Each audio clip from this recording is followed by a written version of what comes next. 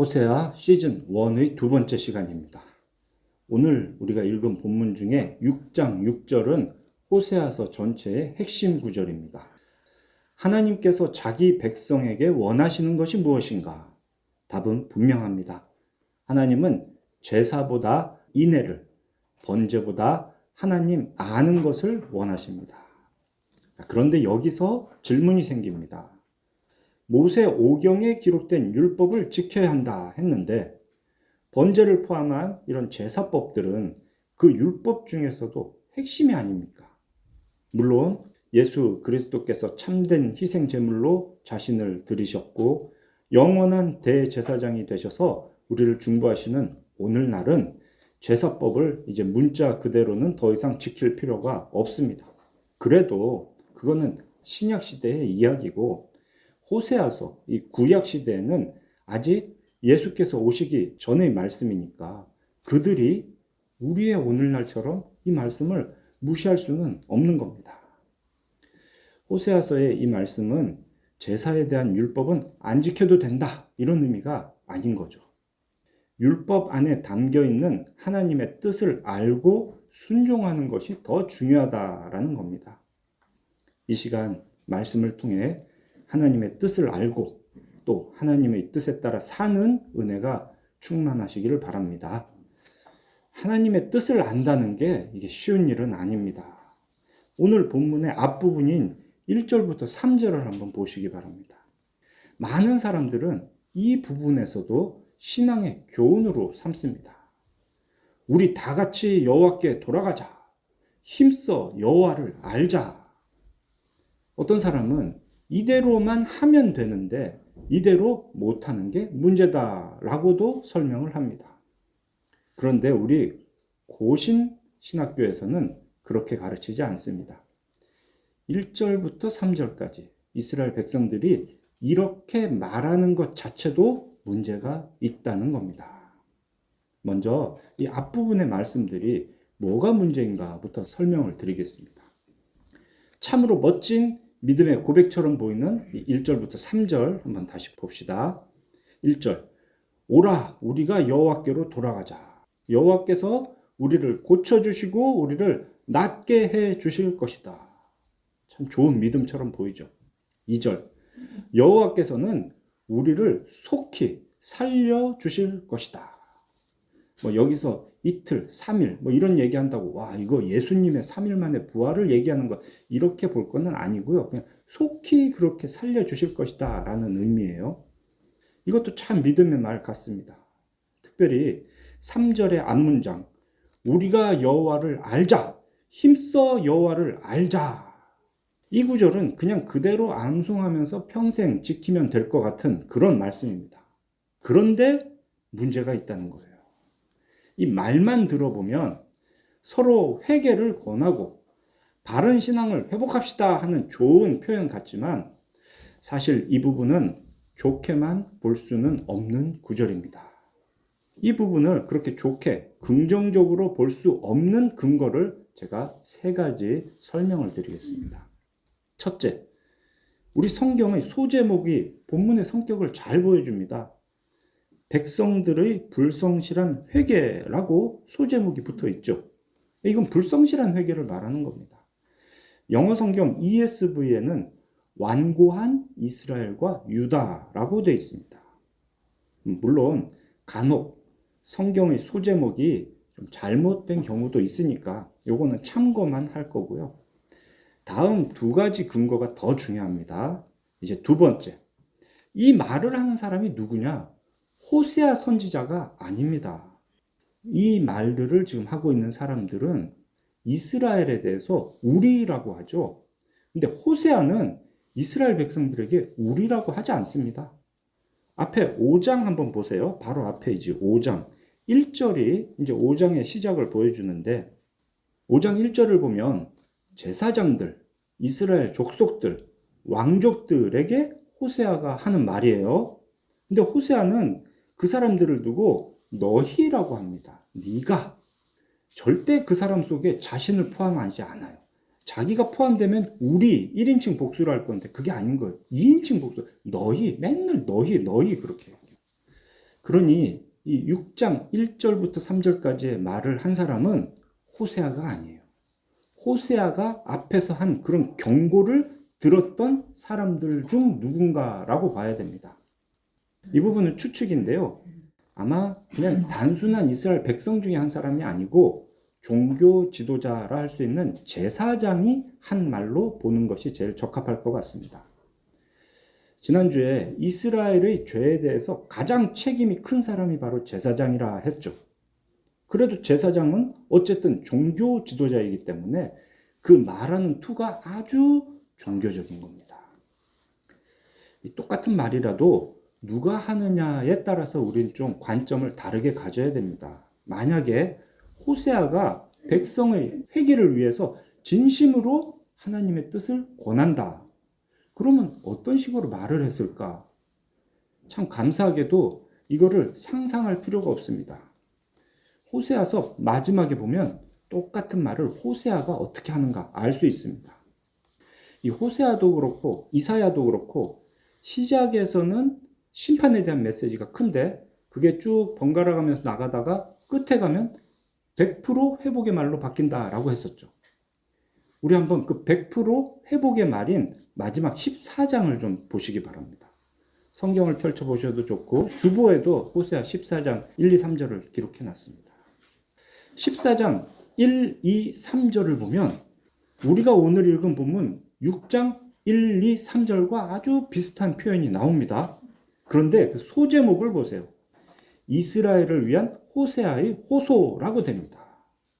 여기는 분명 하나님의 사람인 호세아가 하는 바른 권면의 내용입니다. 여기서 1절을 보세요. 이스라엘아, 네 하나님 여호와께로 돌아오라. 똑같은 말이에요. 이스라엘 백성들도 하나님께 돌아가자 했잖아요.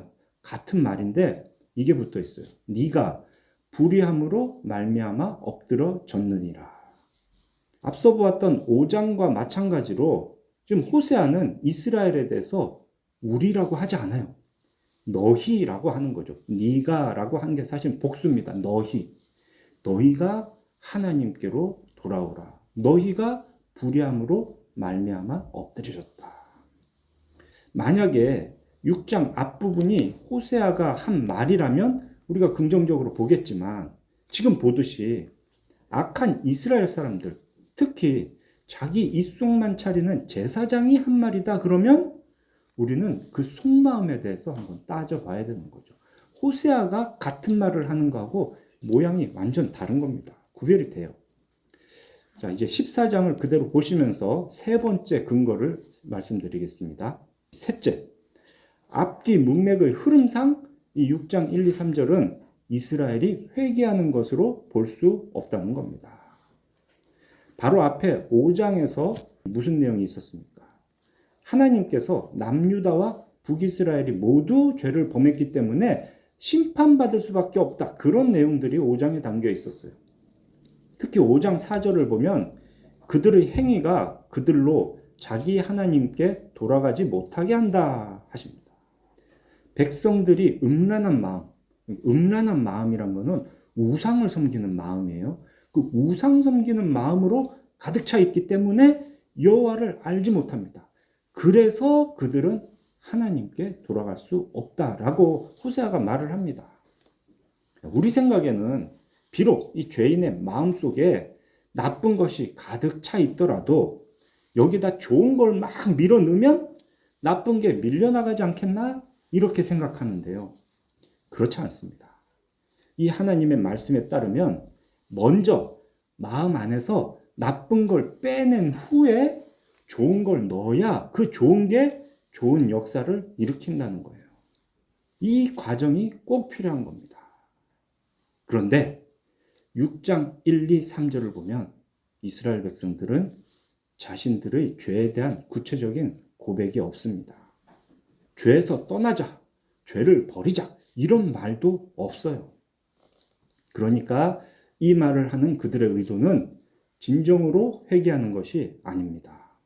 그에 비해서 이 호세아의 바른 권면인 14장을 한번 보세요. 1절, 너희가 불의함으로 말미암아 엎드려졌다. 죄를 지적합니다. 그리고 2절, 말씀을 가지고 여호와께 돌아와서 이렇게 아뢰라, 이렇게 말씀드려라, 고백해라. 모든 불의를 제거하고 선한 것을 받아주세요 라고.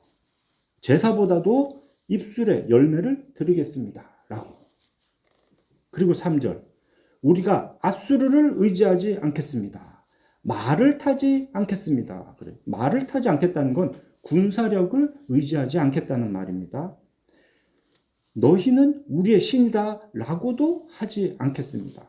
그러니까 하나님 말고 다른 것들을 향해서 신으로 섬기지 않겠다는 얘기예요. 이처럼 구체적으로 죄를 고백하고 그 죄에서 돌이키는 게 참된 회개입니다. 14장에 호세아는 그 말을 하고 있는데 오늘 우리가 본 6장 1, 2, 3절의 이스라엘 백성들, 혹시 제사장이라면 그 제사장의 말은 그런 게 하나도 없습니다. 앞서 5장 4절에서 본 대로 하나님은 이미 이스라엘에 대해서 진단을 내리셨습니다. 그들은 절대 회개하지 않는다. 그들은 절대 나에게, 하나님께 돌아오지 않는다. 하나님은 이미 그렇게 진단하셨는데 왜 이스라엘이 갑자기 여호와께로 돌아갑시다 하는가? 어쩐 일로 그들이 여호와를 힘써 알자라고 합니까? 그 이유는 간단합니다. 그냥 심판당하기 싫어서입니다. 당장 고생하기 싫어서 어떻게 하면 벌을 덜 받을까 하는 그런 마음으로 이런 식의 말을 하고 있는 겁니다. 자, 이제 다시 앞에 본문으로 돌아와서 5장 마지막인 14절과 15절을 한번 보세요. 하나님은 마치 사자가 자기의 먹이를 움키듯이 그들, 이스라엘 백성들을 움킨다라고 합니다. 그들이 그 죄를 뉘우치고 내 얼굴을 구하기까지 내가 내 곳으로 돌아가겠다 하십니다. 그들이 고난받을 때 나를 간절히 구할 거야 라고. 하나님은 이미 마음을 정하셨습니다. 이스라엘을 떠나서 하나님 원래 계시던 곳 하늘나라로 돌아가시겠다고. 그랬더니 이스라엘과 제사장들이 이런 말을 하고 있는 겁니다. 여호와께로 돌아가자.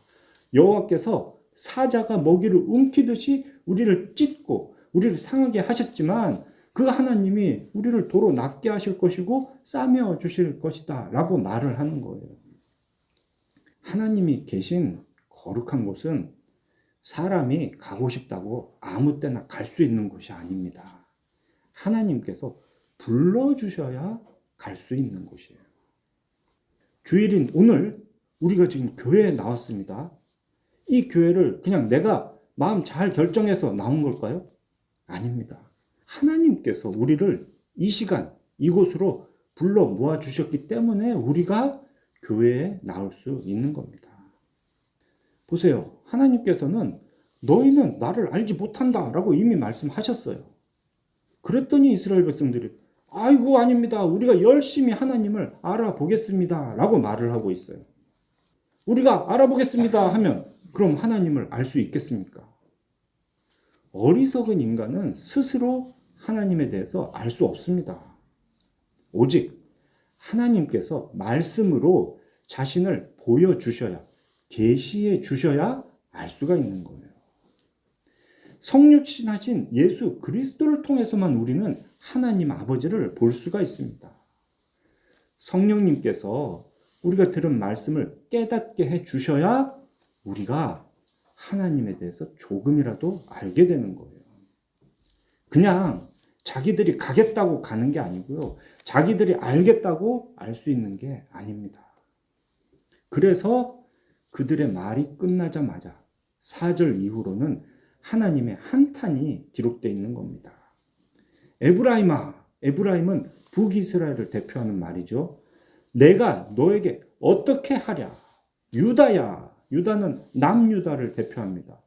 내가 너에게 어떻게 하랴? 너희의 인애가 아침 구름이나 쉬 없어지는 이슬 같도다. 여태껏 아무리 죄에서 돌이키라 말해도 돌이키지 않았고 아무리 하나님께로 돌아오라 말해도 돌아오지 않았던 그들에게 하나님은 더 이상 해줄 말씀이 없는 겁니다. 그들이 이제 와서 회개하겠습니다. 돌아가겠습니다.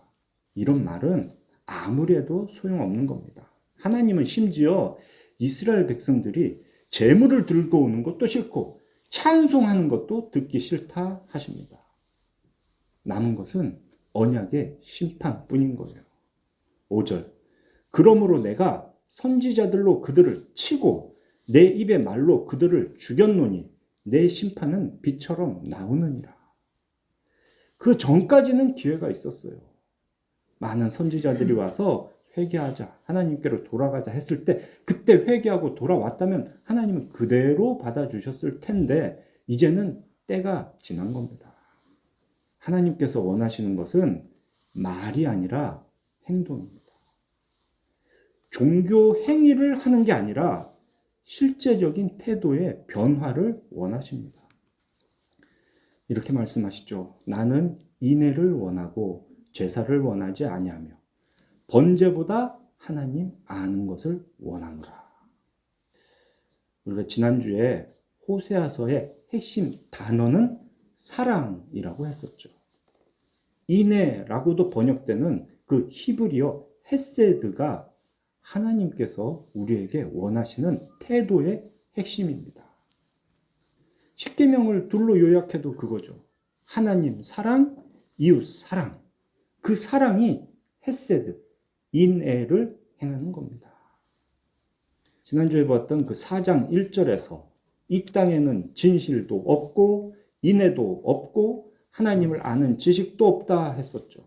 오직 저주, 속임, 살인, 도둑질, 간음뿐이고 포악하여서 피가 피를 부르는 그들의 삶이 하나님께로 돌아가자 이 말 한마디로 해결되지 않는 겁니다. 입으로는 인애, 사랑합니다 라고 말을 해도 그들의 인애, 사랑은 아침 구름, 아침 안개처럼 또 아침에 맺힌 이슬처럼 그렇게 쉽게 사라진다라고 하나님이 지금 말씀하십니다. 해가 뜨면 금방 사라져버리는 아침 안개, 아침 이슬들. 하나님을 향한 인애도, 이웃을 향한 인애도 그렇게 말로만 하고 진심으로 행동으로 하지 않으면 아무것도 아닙니다. 이상과 같은 이 세 가지 근거로 1절부터 3절까지 이스라엘의 고백은 좋은 말이 아니다라는 것을 우리는 알아야 되겠습니다. 그러면 도대체 하나님이 원하시는 인애, 사랑은 어떤 수준일까요? 하나님은 호세아에게 음란한 여자 고멜과 결혼하라 하셨습니다. 그게 선지자 사역의 첫 번째 일이었어요. 그 결혼은 곧 언약 관계를 맺는 것이었죠. 그렇게 결혼한 고멜이 다른 남자를 쫓아서 호세아를 떠났습니다. 그런데 하나님은 그래도 고멜을 사랑하라 하셨어요. 그게 언약의 관계에서 요구되는 인애, 사랑입니다. 기분으로, 감정으로 사랑하는 게 아니고요. 언약에 따라 사랑하는 것. 그것이 하나님께서 원하시는 사랑, 인애입니다. 사랑은 언제나 그처럼 언약에서 시작해야 합니다. 하나님이 그렇게 하셨어요. 하나님은 언약 때문에 이처럼 죄인인 이스라엘을 사랑하셨습니다. 수많은 사람 중 한 사람 아브라함을 택하셨죠.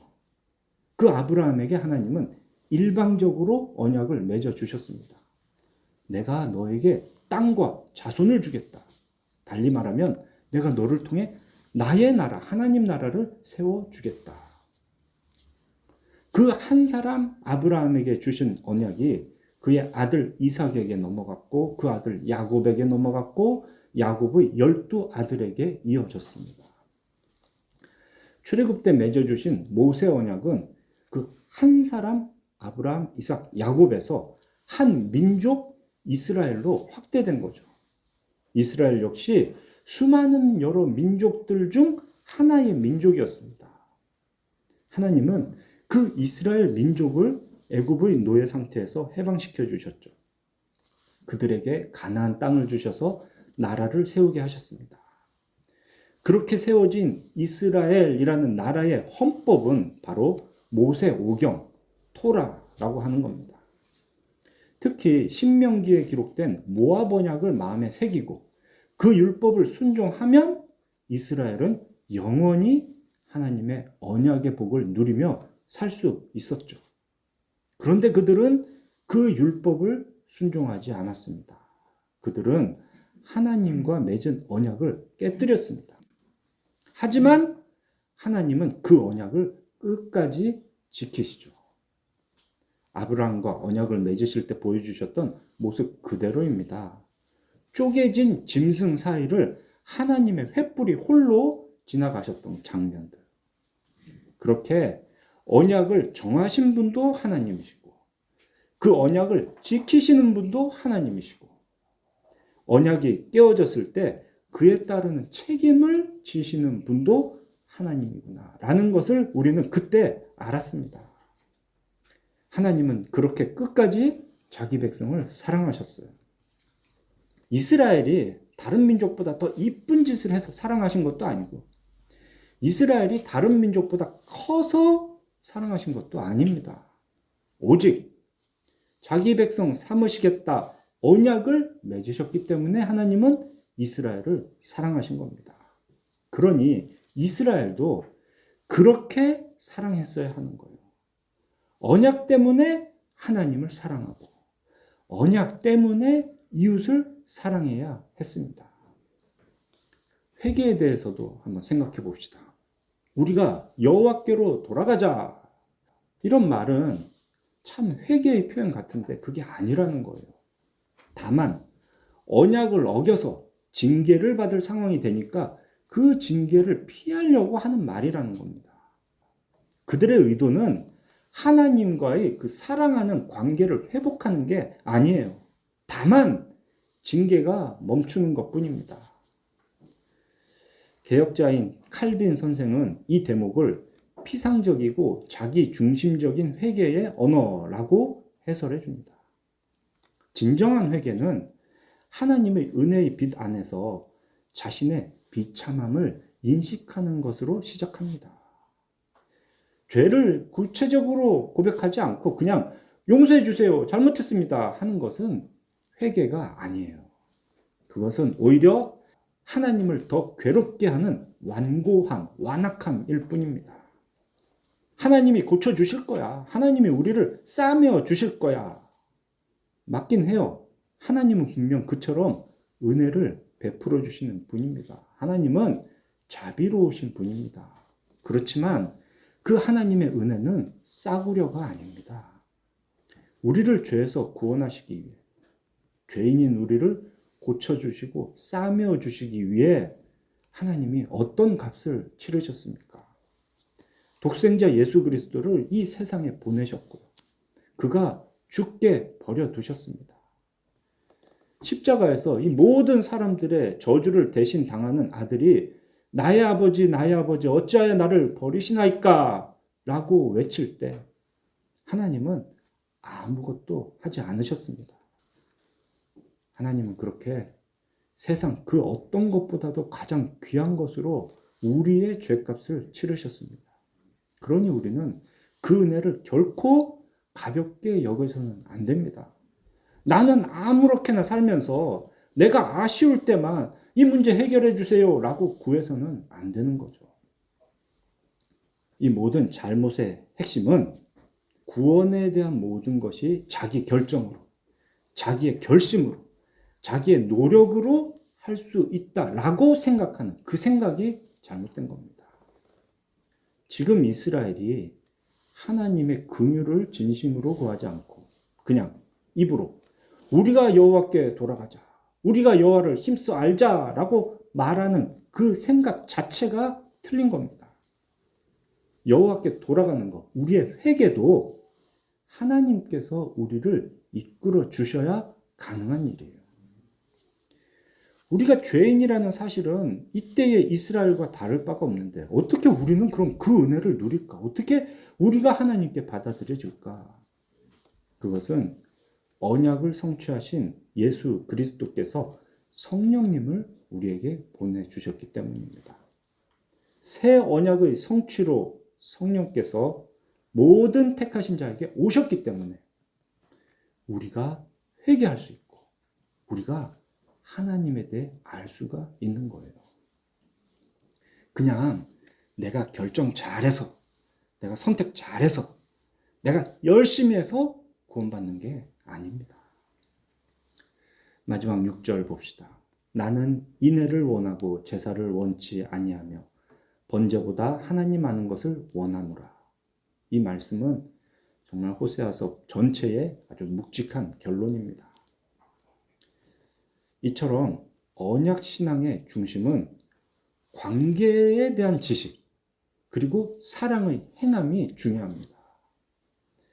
하나님을 안다라는 것은 그냥 단순히 머리로 아는 그런 이야기가 아닙니다. 하나님과의 친밀한 관계를 맺는 것, 내가 하나님을 알고 하나님이 나를 아는 사이가 되는 것, 언약적 관계 속에서 살아가는 것이 하나님을 아는 겁니다. 이러한 관계는 오직 하나님의 은혜로만 가능합니다. 그리고 말씀에 순종해서 하나님을 사랑하고 이웃을 사랑하는 행동으로 이어지는 거예요. 그 사랑의 행위는 이런 관계의 열매입니다. 사랑하는 우리 필그림교회 성도 여러분, 신앙이라는 게 참신앙과 거짓신앙이 있습니다. 오늘 본문의 이스라엘 백성들처럼 하나님을 사랑하고 이웃을 사랑하라는 율법은 지켜 행하지 않으면서 그냥 자기 취향대로 살면서 나는 신앙인이다 라고 하는 경우가 많아요. 예를 들면 이 기독교 종교적인 음악이나 미술의 고상함에 집중하는 경우입니다. 비싼 악기로 또 많은 사람들이 모여서 찬양곡을 멋지게 연주하는 것, 또 성경 말씀을 주제로 하는 값비싼 미술 작품을 수집하는 것, 이런 일들 우리의 신앙에 도움을 거의 주지 못합니다. 만약 그런 일을 위해서 시간과 돈을 쓰느라 하나님을 겸손하게 섬기지 않고 또 어려움에 처한 이웃을 돌보지 않는다면 그게 오히려 신앙에 해가 되는 일들입니다. 그처럼 큰 감동을 주는 음악과 미술이 우상이 되어서 우리를 하나님의 은혜에서 멀어지게 할 수 있습니다. 신앙에도 그렇게 참신앙과 거짓신앙이 있고 회개도 참회개와 거짓 회개가 있습니다. 성령님의 역사로 이루어지는 참된 회개는 먼저 죄에 대한 구체적인 고백으로 시작을 합니다. 죄에서 돌이키는 삶의 변화가 있고 태도가 변하여서 그 결과로 겸손하게 하나님과 이웃을 사랑하게 됩니다. 이게 참 어려운 문제인데요. 그렇게 겸손하게 하나님과 이웃을 사랑해야 그게 진짜 회개다라는 말을 하는 게 아닙니다. 진짜 회개는 그런 변화가 반드시 따른다라는 겁니다. 하나님께 돌아가는 것도, 하나님을 아는 것도, 참된 회개도 모두 삼위일체 하나님께서 주관하시는 일입니다. 그럼 우리는 뭘 해야 되냐? 가만히 있으면 되냐? 우리가 할 일은 다만 겸손하게 삼위 하나님의 이끄심에 순종하는 겁니다. 내가 결정 잘하고 내가 열심히 해서 되는 일이 아니다라는 것을 분명히 알고, 그럼 우리가 힘쓸 부분은 무엇이냐? 그런 식의 열매를 만드는 데 힘쓸 일이 아니고요. 하나님께서 하라고 하신 기본을 잘 하는 겁니다. 그 기본이 무엇이냐? 은혜의 방편으로 주신 기본이 바로 말씀, 성례, 기도입니다. 하나님의 언약이 담긴 말씀을 날마다 묵상하고 또 우리 주께서 제정해 주신 세례를 반드시 받고 세례받은 자는 항상 예배를 통해 성찬에 참여하며 오직 하나님만 의지해서 예수 그리스도의 이름으로 기도하는 겁니다. 이 일들을 통해서 은혜를 주시려고 하나님은 우리를 이 예배의 자리로 불러주셨습니다. 성령님의 도우심으로 말씀을 깨닫고 선을 행함으로 그 값비싼 은혜를 풍성히 누리는 우리 모두가 되시기를 삼위일체 하나님의 이름으로 축원합니다.